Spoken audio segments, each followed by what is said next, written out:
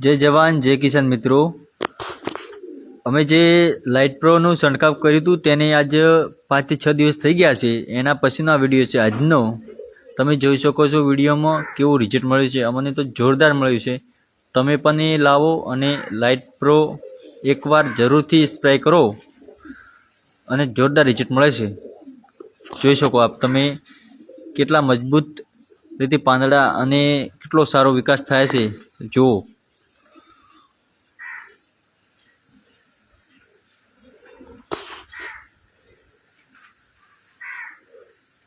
તમામ મારા મિત્રોને જણાવું કે લાઇટ પ્રો તમે તમારી તમાકુમાં લાવી અને સ્પ્રે કરો અને જોરદાર રિઝલ્ટ મળે છે।